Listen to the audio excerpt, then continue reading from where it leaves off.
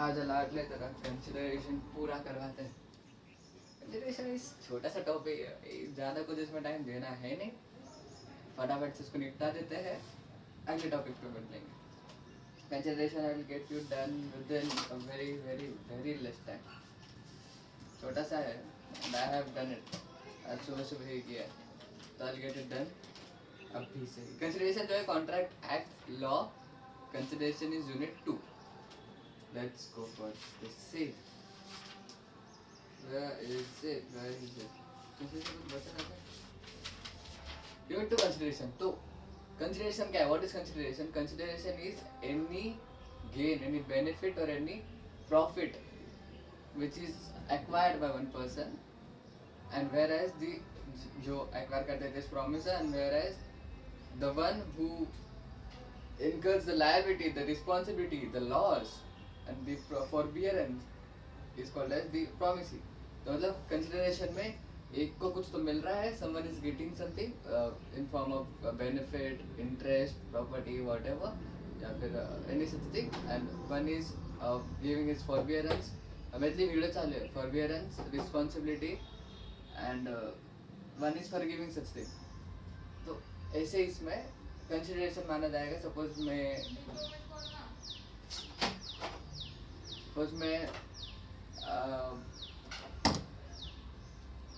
मान के चल के सपोज मैं दो चीज़ें बेच रहा हूँ, एक कार और एक गाड़ी। अब सामने वाले को जब मैं मेरी कार बेच रहा हूँ तो मेरा क्या हो रहा है, एक लॉस हो रहा है, राइट है ना। मेरा क्या हो रहा है, एक लॉस हो रहा है, मेरे तरफ से एक रिस्पॉन्सिबिलिटी जा रही है। वेराज आगे सामने वाला मुझको उसके बदले में पे कर रहा है, तो सामने वाला का भी लॉस ही हो रहा है, but he is gaining in form of the गाड़ी, उसको गाड़ी मिल रही है। सपोज परम और आदित्य, इन दोनों में ये होता है, इन दोनों में एक कॉन्ट्रैक्ट होता है कि आदित्य अपनी गाड़ी परम को बेचेगा फॉर 24 lakhs, राइट। तो अभी आदित्य का जो है वो तो एक रिस्पॉन्सिबिलिटी, वो तो एक फॉरबियरेंस बियर कर रहा है कि उसको अपना एक गाड़ी उसको देना है, वो एक लॉस बियर कर रहा है, but at the same time उसको गेन भी तो हो रहा है ना पैसों का। तो कंसिडरेशन इस दोनों साइड से, दोनों को सेम मिलने लगे। ये भी, इसका भी 24 lakhs का एक लॉस हो रहा है, एक फॉरबियरेंस हो रहा है, बट वो गेन भी तो कर रहा है ना वो गाड़ी। तो दोनों में म्यूचुअली दोनों को मिलना है, इट इज कॉल्ड कंसिडरेशन। अब समझिए कंसिडरेशन के एलिमेंट्स क्या क्या है। Consideration must move with the promisee, not promisor. Consider must move with the promisor, मतलब समझ। प्रोमिसर क्या होता है, जो प्रॉमिस करता है, जो प्रपोजल देता है। मतलब अपन लेते हैं अरुण और अरुंधति का एग्जाम्पल, ठीक है। अभी अरुण ने अरुंधति को प्रपोज किया कि तू मेरा मतलब मैं तेरे को मेरा घर बेचता हूँ, तू मुझे उसके बदले में 25 करोड़ दे दियो, सही। ये होगा अरुण और अरुंधति के बीच में कॉन्ट्रैक्ट कि अरुण ने अरुंधति को प्रपोज किया टू सेल हिज हाउस। तो ये जो कंसिडरेशन है उसका घर, ये प्रॉमिसर ने सेट किया है। ये अरुंधति ने बोला है क्या कि तुम्हें को तेरा घर बेचना ही, promisor has set his consideration for the amount. कितना अमाउंट, 24 करोड़। तो वो दोनों सेट किसने कर रखा है, प्रॉमिसर। तो consideration must move with the promiser, and the one जब वो एक्सेप्ट करेगी तब वो बने जाएगी एक्सेप्टर या फिर प्रॉमिसी, समझा। तो consideration must go with the promisor. Consideration can move from promisee to third party. मतलब वो जो कंसिडरेशन है 24 करोड़ या फिर वो जो घर है, वो मतलब जो घर अपन अरुंधति को देने वाले, वो अरुंधति को भी मिल सकता है या फिर एनी थर्ड पार्टी को भी मिल सकता है on the will of promiser. वो प्रॉमिसर के ऊपर है। मतलब सपोज इसके लिए एग्जांपल ऐसा ले कि दादी अम्मा है, तो दादी अम्मा ने उसके डॉटर को बोला मैं तेरे नाम पे मेरी पूरी जायदाद लिख दूंगी, बट तेरे को उसमें से एन्युअली थोड़ा थोड़ा प्रोपोर्शनेट अपने अंकल को देना है, राइट। अंकल थे क्या इसमें, uncle was out of the contract, but the consideration moved from daughter to uncle. थोड़ा थोड़ा भले वो थोड़ा थोड़ा मोड़ा, but it move from uncle to daughter. मतलब कंसिडरेशन कैन मूव फ्रॉम अपना क्या बोलते हैं प्रॉमिसी टू थर्ड पार्टी, समझ आया, गॉट इट। ये तो हो गया। अभी कंसिडरेशन का डेफिनेशन ले। Consideration according to section 2D of Indian contract act 1872 is defined as any act or any absistence of doing such act or any act done or abstained to be done or any act which will be done or which is abstained from doing any such act or absistence, ABSTINCENC, absistence is considered to be consideration for a valid contract. समझ रहा है?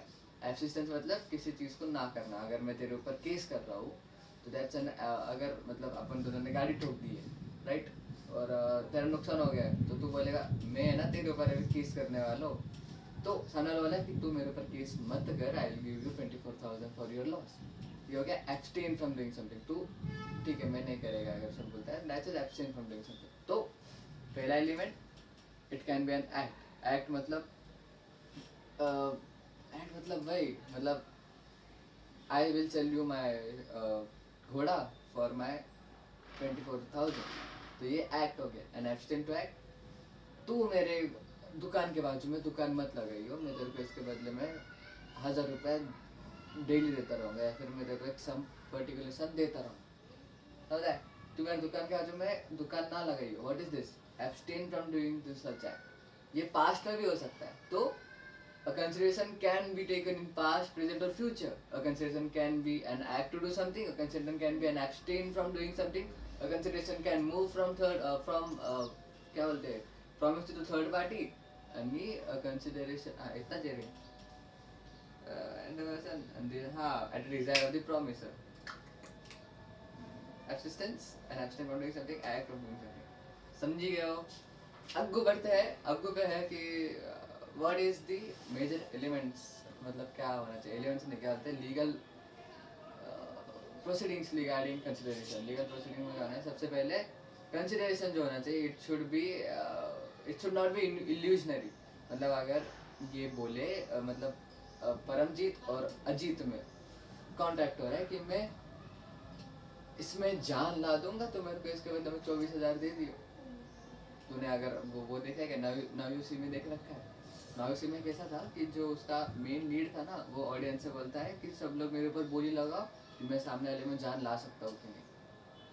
This contract भले उनके बीच में हो गया, but this contract is invalid. कोई उसके ऊपर सू नहीं कर सकता कि यार तूने हमारे साथ घपला किया. This was an illusionary contract. कोई मरे हुए आदमी को जिंदा नहीं कर सकता. That's the very concept that consideration must not be illusionary. अगला था consideration must not be illegal और it should not be something which is oppose to law.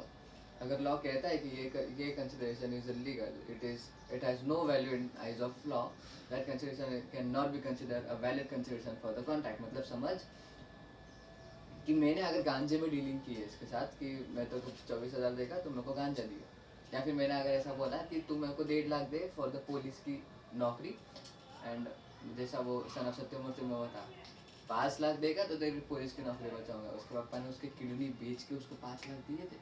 समझ रहा है? तो दैट 5 लाख कल को वो सू नहीं कर सकता. मतलब उसके अब्बा जान, मतलब कल को अल्लू अर्जुन को वो नौकरी नहीं मिली पुलिस की तो उसके अब्बा जान सू नहीं कर सकते. Cause the consideration was opposing to law. तुम ऐसे पैसे लेके ये नहीं कर सकते. It has no value in terms of law. You can not sue. इसलिए कह रहा हूँ सावधान बनो, सतर्क बनो. फिर आ जाता है अगला, consideration can be past, present और फ्यूचर. कंसिडरेशन कैन बी an act or an abstain or an abstain which has been done in past. That way it can be any act which has been done for future or done right away. Consideration past में भी हो सकता है, future का भी हो सकता है, present का भी हो सकता है. Now stated, if a service is rendered in past, अगर service past में render की गई है and it was an obviously stated that it was not out of gratitude, मतलब ये फुकट में नहीं की गई है, so that service is considered as consideration to the contract which is been done in past. The any absistence which is done in past can be considered as consideration for a contract in future. मतलब अगर Raman Lal ji sweets वाले ने अपनी दुकान Boman Lal ji sweets के side में नहीं लगाई, किसके बदले में, मतलब 90 साल पहले, 90 साल के बाद. लेकिन बात क्या हुई थी कि बमन लाल जी स्वीट्स वाले उसको हर साल 1.5 लाख रुपए देते रहेंगे as a compensation for the sale. तो the consideration was in past the existence of not doing such act. Boman Lal ji के साइड में अपनी दुकान ना खोलना was an absence of doing such act.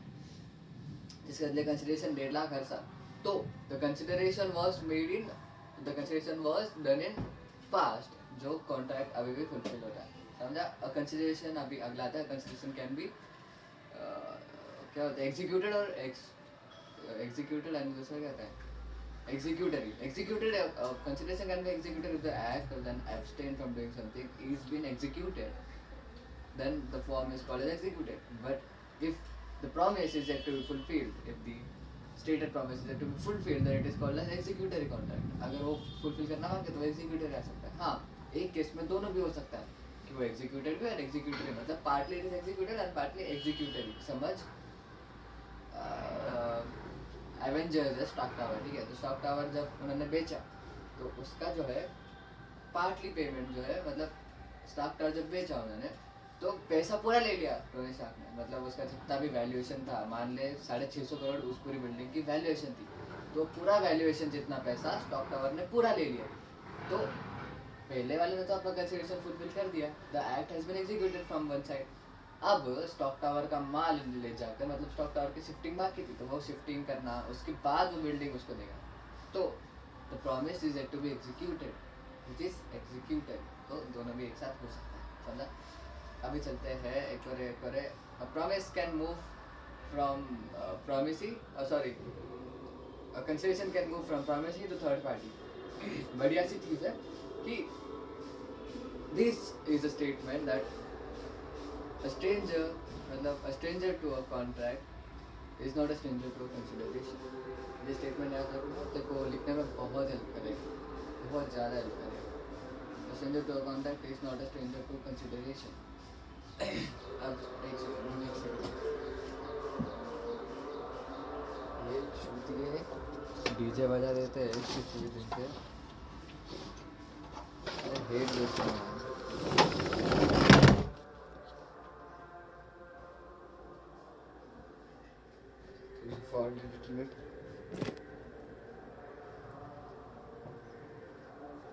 अब consideration can move from first party to, मतलब can move from promisee to third party. समझ इसका क्या मतलब हुआ?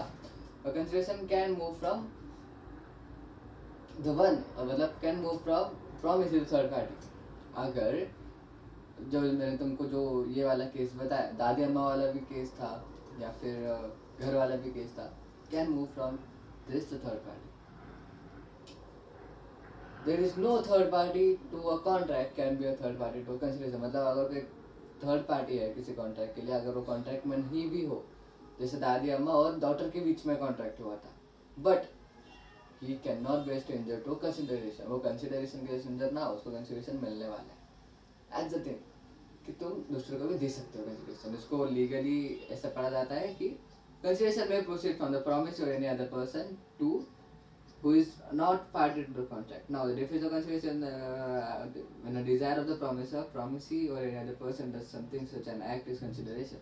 And a desire of the promisor, when the third party or promisee does something or such an act is considered to be consideration. जब तो का example दिया same है. फिर promisee, मतलब the consideration must move at the will of or at the desire of promisor. Consideration must be decided and must move at the desire of promisor.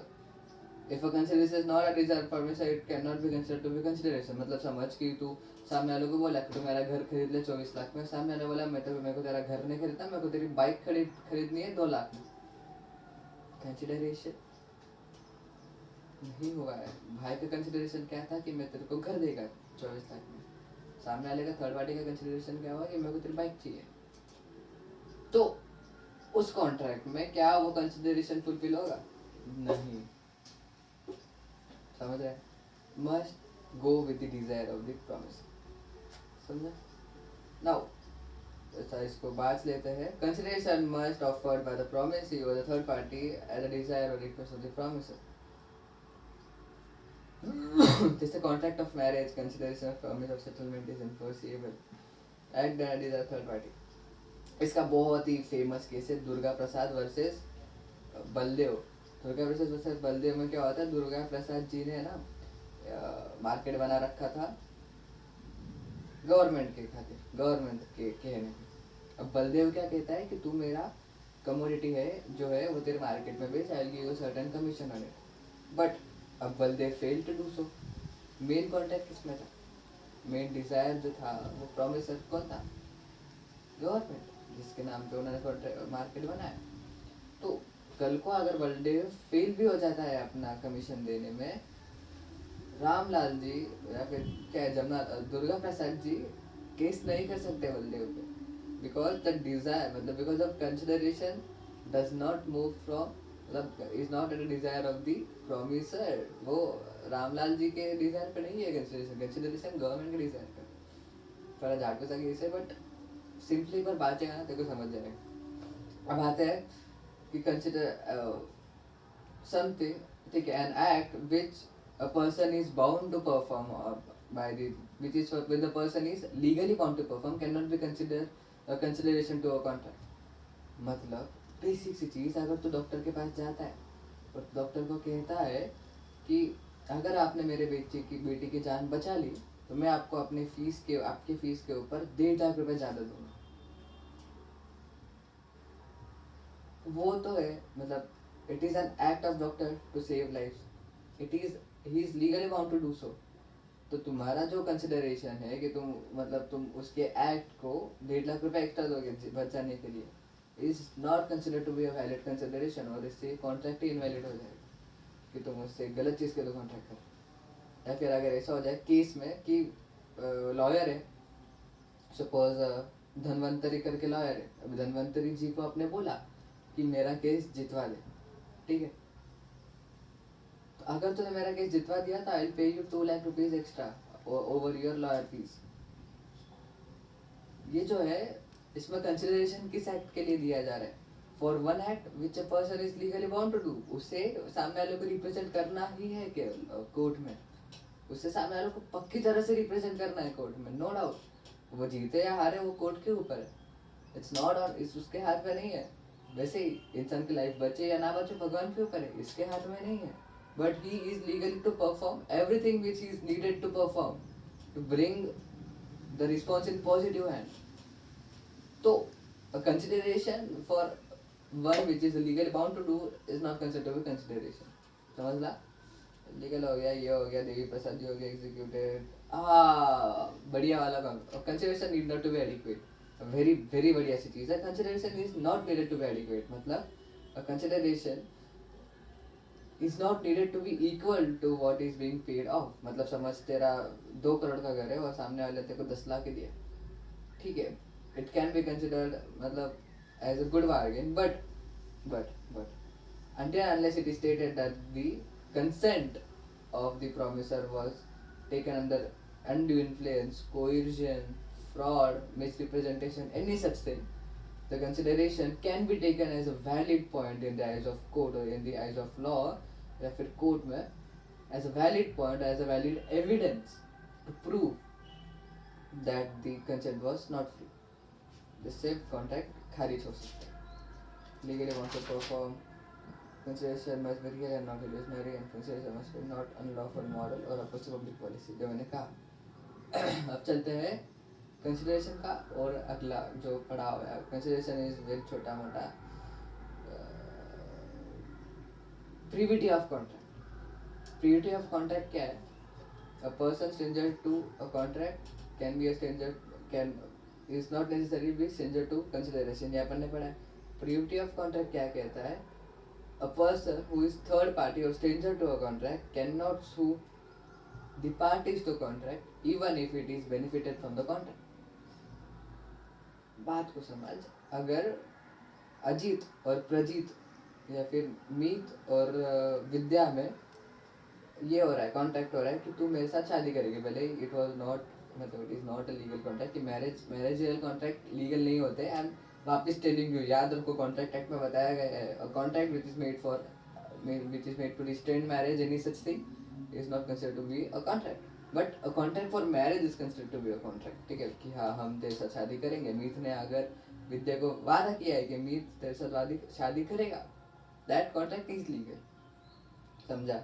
मतलब विद्या ने उसी के गुनाह पे मीत को 1.5 करोड़ रुपए दे दिए so that he can raise his empire, just because इसने प्रॉमिस किया कि विद्या से शादी करेगा। तो ये कॉन्ट्रैक्ट वैलिड होता है। अब मान ले विद्या के पापा जो हु इज बेनिफिटेड, क्योंकि मेरा एक बहुत बड़ा सा एम्पायर है, बिजनेस एम्पायर है। अब उसके पापा जो है वो विद्या के मेरे साथ शादी कराना चाहते हैं सो दैट उनका जो एम्पायर है वो भी ग्रो कर दे, उनका एम्पायर को मेरा एक एक्विजिशन मिल जाए। बट मैंने बोला कि मेरे को शादी नहीं करनी है। विद्या ने बोला ठीक है अपन बाद में देखते। लेकिन विद्या के अब्बा नहीं, मेरे को ग्रोथ करना है। विद्या के अब्बा ने बोला मैं तेरे को सू कर देगा, लेकिन विद्या के अब्बा मेरे को सू नहीं कर सकते। विद्या के अब्बा मुझ पे केस नहीं कर सकते because he is a third party to contract and a contract is made on mutual agreement of the two parties. कोई बाजू वाला आके तुम पे केस नहीं कर सकता, समझा? This is privity of contract. बहुत परफेक्टली एग्जांपल दिया है, याद रखना, ठीक है? अब प्रीविटी ऑफ कॉन्ट्रैक्ट के एग्जाम्पशंस क्या है? If it is family settlement, अगर फैमिली डिस्प्यूट सेटलमेंट वाला हो, मतलब whenever a family, whenever a benefit of a presenter, successor, not successor, successor के ऊपर वाला कौन सा रहता है? ancestor. A benefit of ancestor is been reduced by the successors in settlement of the property. The ancestors who are not even the parties to the contract can sue the successors for the claim of the proportion of their property. मतलब अगर mummy ने अपनी property मेरे और भैया के नाम पे कर दी, मतलब मेरे और आदि के नाम पे की, राइट? एंड मैं और आदि हम दोनों कॉन्ट्रैक्ट करते हैं कि अपन मम्मी को हर साल 10-20 हज़ार रुपये देते रहेंगे, हर साल, हर महीने, तो हर दिन समझ लें, वॉट ऐसे तो कॉन्ट्रैक्ट करने वाले है नहीं, हम तो क्या ही करते रहेंगे। बट मेरा आदि मैंने आई गेस समझ के हमने कॉन्ट्रैक्ट किया कि हम मम्मी को हर महीने 10 लाख रुपए देते रहेंगे।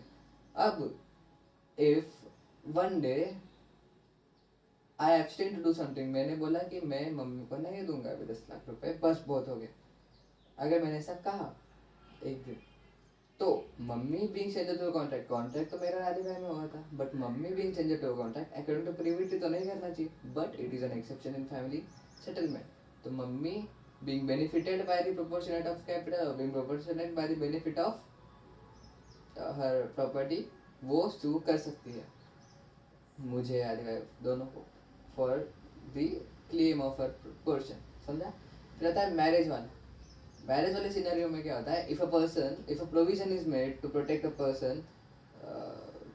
person against some domestic violences or against any such thing, and if it is not complied by the person, a person is liable to pay something. A person is, मतलब a third party to the contract can sue the parties to the contract. मतलब समझ, contract में मतलब उसका मैं तेरे को ये बताता हूँ, a provision may be made for the benefit of a person. He may file suit though he is not a party to the contract. Very easy. समझ? एग्जाम्पल लेते हैं, तूने कश्मीर फाइल देखी है? कश्मीर फाइल नहीं, Kerala files, Kerala story part 2। उसमें वो कैसे वो लड़की को फंसा के अपने घर लेके जाते हैं, वो मुस्लिम वाला। तो समझ वो जो रील स्टार वाली थी ना, वो रील स्टार वाली जो है, वो रील स्टार वाली इसके साथ जाती है। अब इस केस में क्या होता है कि रील स्टार वाली जो है इसके साथ जाती है एंड ये जो है मुस्लिम, वो उसको बहुत हैरेस करता है, उसको बहुत पीटता है, इल्ली ट्रीट करता है। तो ये जो मुस्लिम है, मान इसका नाम अनवर है, तो अनवर जो है ये वो रील स्टार वाली के पापा के साथ कॉन्ट्रैक्ट में आता है कि मैं इसका नाम समझ राधी, समनवी, कुछ भी, मान इसका नाम समनवी है।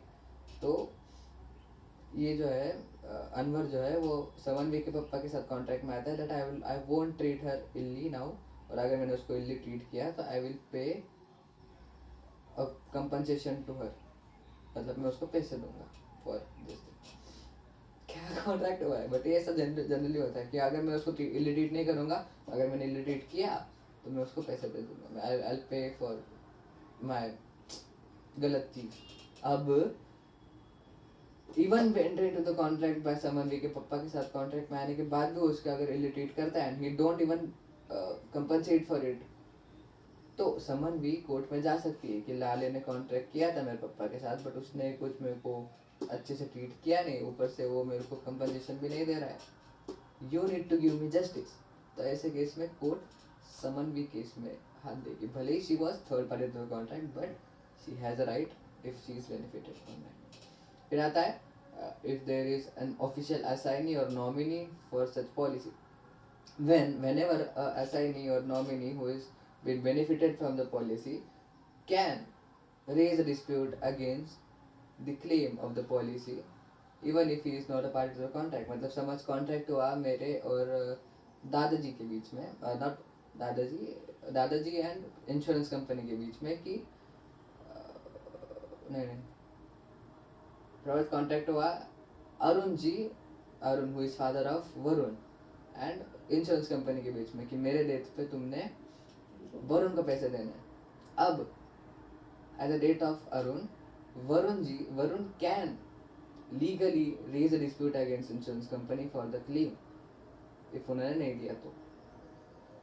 व्हाई दिस वर्क्स, क्योंकि कॉन्ट्रैक्ट में कौन थे, अरुण एंड इंश्योरेंस पॉलिसी वाले, these were in the contract, these were the parties to the contract who have been contracted for the policy वाला.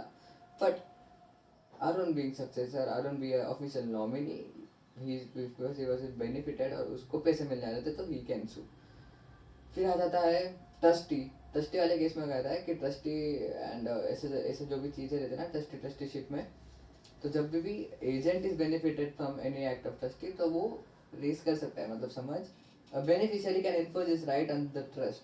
A beneficiary can enforce his right on the trust though was not a party to the contract between settler and trustee. अगर कोई भी trust है और settler है और उनके बीच में हुआ कि तुम हमारे ट्रस्ट की ज़मीन ले लेना, हमको पैसे देना. नाउ उस ट्रस्ट का एक बेनिफिशियरी था जिसको वो पैसे मिलने वाले थे, जिसको वाज गोइंग टू बेनिफिटेड, जिसको रॉयल्टी वाले किसी तो भी फॉर्म में वो पैसे मिलने वाले थे.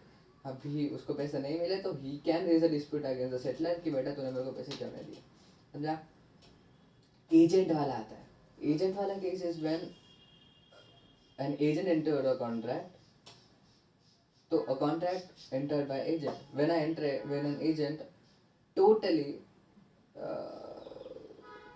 when an agent entered a contract, being as an agent and under his authority to do so, and the scope of authority to do so, an agent representing his principal, so a principal being stranger to a contract can sue the third party for non-payment of the contract.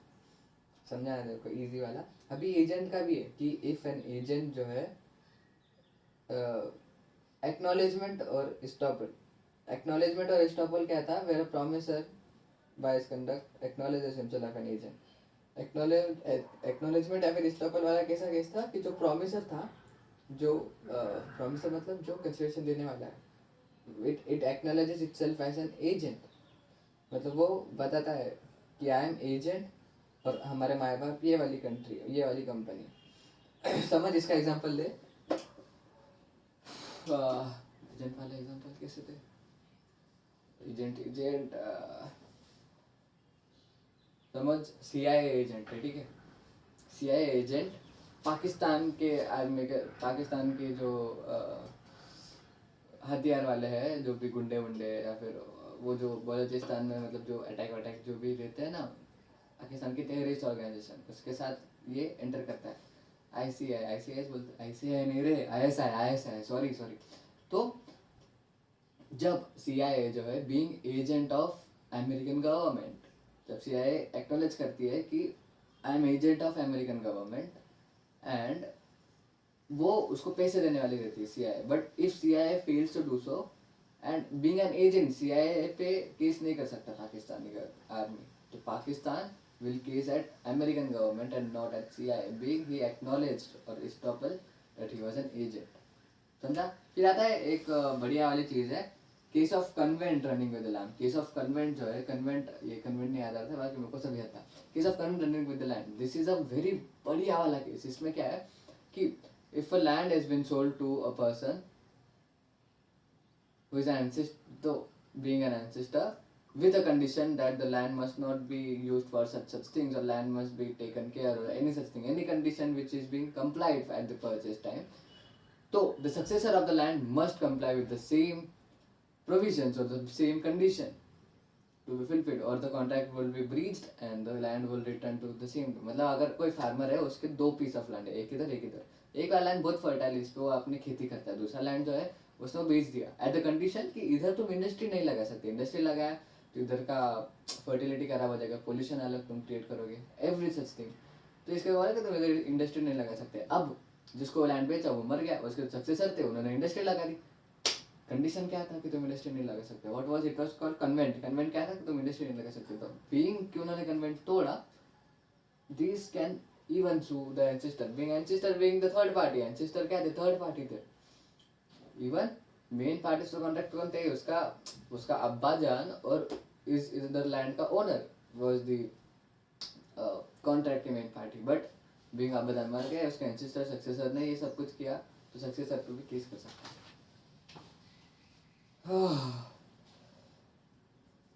Last part है, let's do it. कुछ contracts में ना consideration is not necessary. In some contracts, not every contract, but in some contract consideration is not necessary. कौन से contract आ जाते हैं? If a contract which has been entered, or if a act which is done in love and affection, it does not create a necessity. मतलब अगर मैंने love and affection में आके इसे खाना बनाया, not as a service for someone, मैंने किसी को सर्विस के लिए नहीं बनाया, but out of love and affection. Suppose मेरी कोई गर्लफ्रेंड है, मैंने गर्लफ्रेंड के लिए खाना out of my love and affection बनाया, so that love and affection will be what? It won't be considered, मतलब that food won't be considered as a consideration for the contract. वो contract बिना consideration के चलेगा. हाँ, अगर मैं अपनी सर्विस प्रोवाइड करता हूँ and without any gratuitous intention, तो she must, or whoever it is, must pay me for the service I have provided. इसको कहा जाता है agreement made without consideration is void, section 25. But certain exception आ जाते हैं, इसमें सेक्शन 25 है, सेक्शन याद रखना है. और सेक्शन देखेंगे section now natural love and affection conditions to fulfil section 25. It must be made out of love and affection. Parties must stand near relationship. मतलब शी मस्ट बी वो नियर रिलेशनशिप में, मेरे लिए वो प्यार होना चाहिए, मेरा प्यार होना चाहिए उसमें, तभी जाके लव एंड अफेक्शन में करूँगा. ऐसा नहीं कि कोई दूर की भी है एंड स्टिल भी लव एंड अफेक्शन माना नहीं जाएगा. It must be in writing, very necessary. It must be in writing and it also may be registered on the road.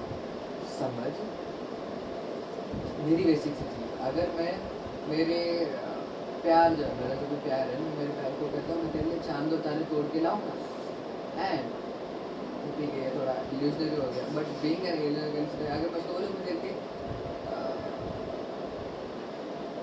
वो कौन सा है वो नेकलेस, मोनालिसा का नहीं, वो उसका डायमंड रहता है ना, अभी इधर पड़ा है, वो नहीं क्या बैंक में चुरा जाता है, हीरोइन नहीं रहे, वो उसके साथ कर्ज जाता है, ऐसा कुछ तो है ना, वो डायमंड, व्हाटएवर इट इज. तो मैंने अगर मेरे प्यार को बोला कि I'll get you that diamond out of love and affection, मैं उससे कुछ एक्स्ट्रा, मैं उससे कुछ चाहता नहीं हूँ कि तो मेरे को कुछ एक्ट दे या दे, नहीं मेरे लिए कुछ करे, ऐसा कर, नथिंग. मैंने बस out of my love and affection उसको बोला कि I'll give you this diamond, and वो भी इन रिटर्न दे के उसको बोला, she is being close to me, उसको रिटर्न दिया that I will give you a diamond.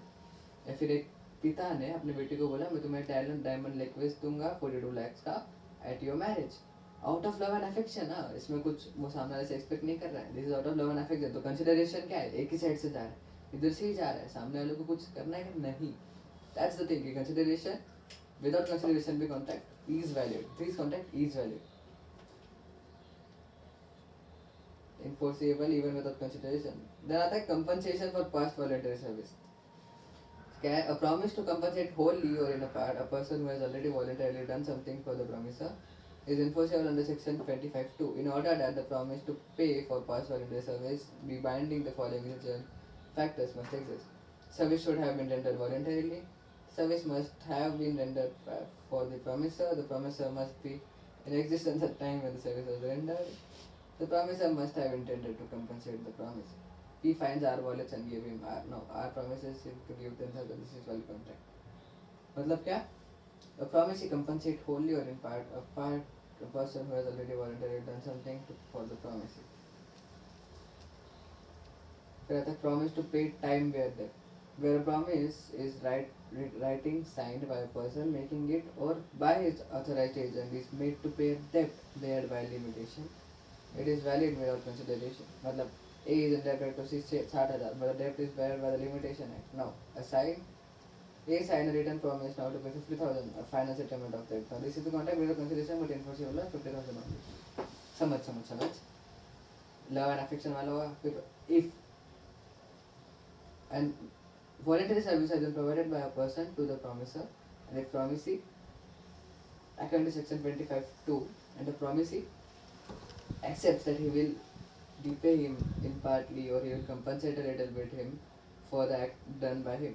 मतलब अगर तो ऐसा कॉन्ट्रैक्ट वैलिड हो जाता है विदाउट एनी कंसिडरेशन. भले ही वो कंसिडरेशन पास में किया हो, वॉलंटरी किया हो, तो voluntarily done act is not considered to be consideration. मतलब अगर मैंने सपोज रामलाल जी का बच्चा खो दिया, मेरे को पता है रामलाल जी का बच्चा खोचा है, मैंने देखा यार बच्चा खोया हुआ है, उसको घर पे पहुंचा दिया. रामलाल जी बोले यार I am so blessed for your life, thank you. Ramlal ji बोले I will pay you, I will compensate you in future. इसके लिए मैं आई विल पे यू 10,000 रुपये तेरे को हफ्ते में देता है मैं, ठीक है.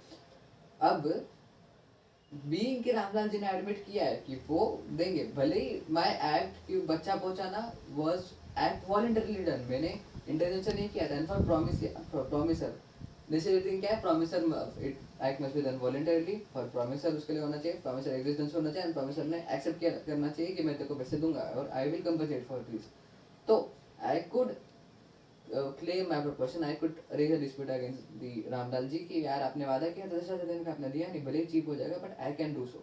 फिर आ जाता है कि रिपेमेंट ऑफ डेब्ट valid by limitation. Limitation act 1963 जो है वो कहता है कि 3 साल के बाद तुम्हारा डेब्ट इज नॉट कंसिडर्ड विद डेब्ट.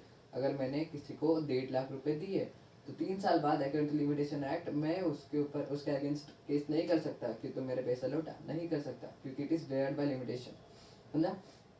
बट इफ सामने वाला एडमिट्स कि हाँ ठीक है तूने 1 लाख रुपए दिए थे, मैं तेरे को 90,000 रुपए देता हूँ, तो that contract is valid without consideration. Without consideration it is valid क्योंकि there is nothing, it is new contract और सामने वाले को कुछ करना है नहीं, इसको कुछ करना है नहीं, इट इज इसको बस पे करना है 90,000 इसको. तो this is valid without any consideration.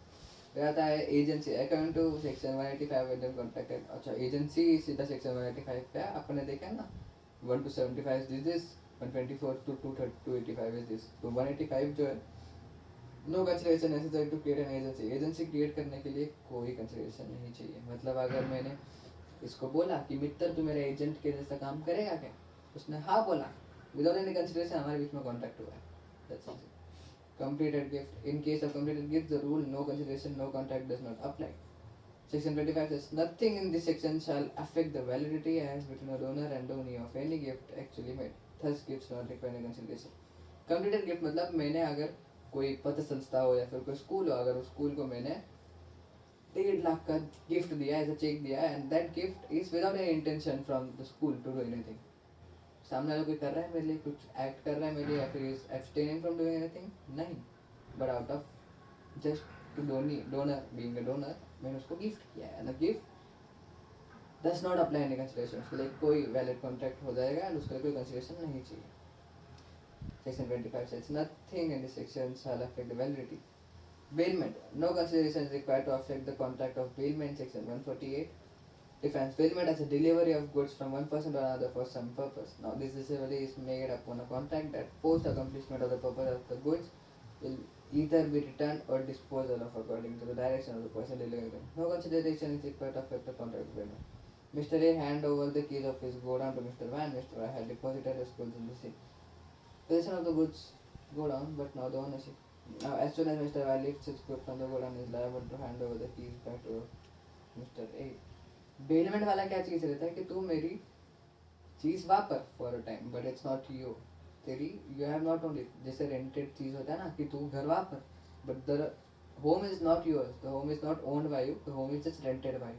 वैसे ही जब गोडाउन हो जाए तो गोडाउन में तू मेरा गोडाउन वापर, but it is not owned by you, it is just rented by you.